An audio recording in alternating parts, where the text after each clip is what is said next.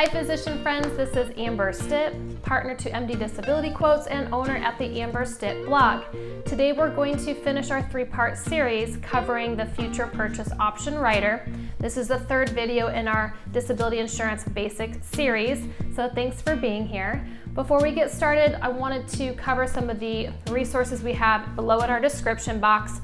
First, we have our disability insurance physician guide. This will cover the definitions of disability in more detail.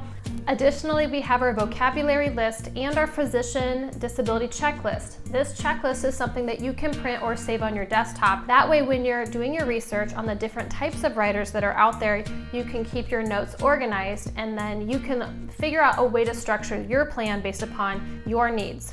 So let's get started and discuss what is the future purchase option rider. This rider will sit on your contract and allow you to buy more coverage after your contract is effective.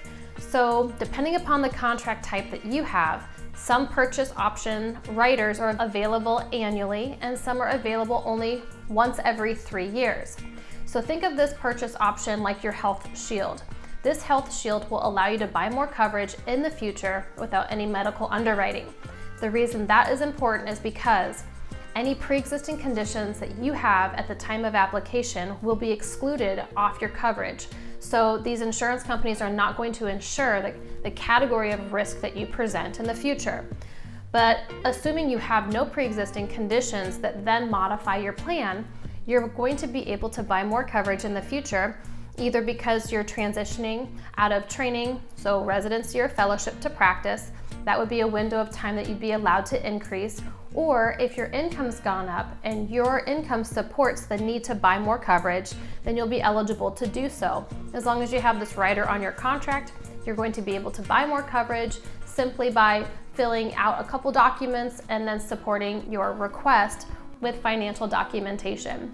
If you're eligible based upon your income, or because you're transitioning from training to practice, or the needs of your family change, then those are reasons to then go ahead and exercise that increase option. You're able to do so pretty easily, and then your agent on your contract can help you with the steps to then proceed with the increase option.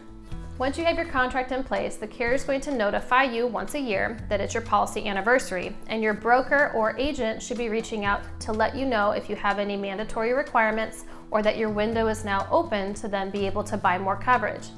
This is important to have a team that's going to help you manage these steps, whether or not you have any mandatory requirements, or that if you're just interested in learning more on whether or not you're eligible to obtain those quotes for the extra coverage, you'll want someone that will be able to walk you through the steps very seamlessly and make sure that you are satisfying all the requirements needed for this increase option in a timely manner.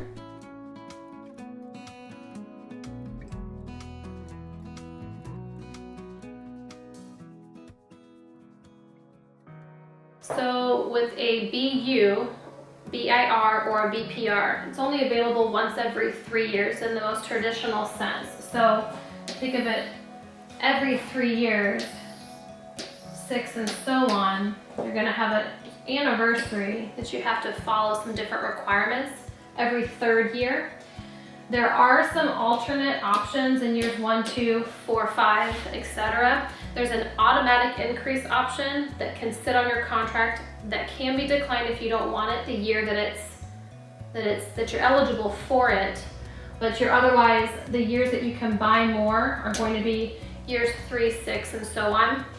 And even if you know you're not eligible for more coverage, the carrier is still going to require that there's mandatory income submissions. You're going to submit your income details to them, and they're going to then let you know if you're eligible. But even if we know that you're not eligible, you still have to go through those requirements.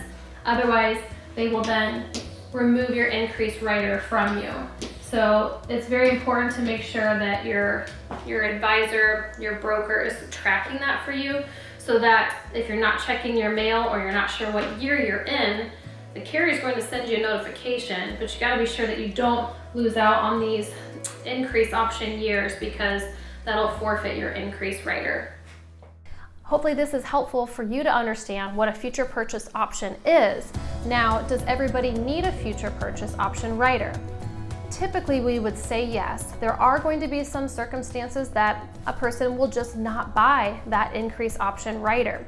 And that is going to be case by case, and we always help you determine how much of an increase rider is necessary for you. So if you have any other questions on what you have on your policy, or if you'd like a policy review, just let us know. We'd be happy to help walk you through what's best for you and the type of coverage that you need, as well as what's best for your responsibilities to your household. Okay, so that's really it for today's video. A future purchase option rider. It's a rider that will let you buy more coverage in the future without any medical underwriting. And this is important because as we age and have changes to our health history, this rider will prevent any future exclusions to your coverage. Depending on the contract and the carrier that you're going with, you might just have one come with the contract automatically. And then those of you that are interested in a contract that does charge you for an increase rider may not need all of the increase options available to them. This is important to know because if there is an increase rider that has a cost associated with it, you might not need all of that, and a broker, an independent broker, should be able to help you determine how much of a future purchase option rider is necessary on your contract. All right, thanks for stopping by. Do check out the resources that we have below and let us know if you have any questions. We'll see you in the next video.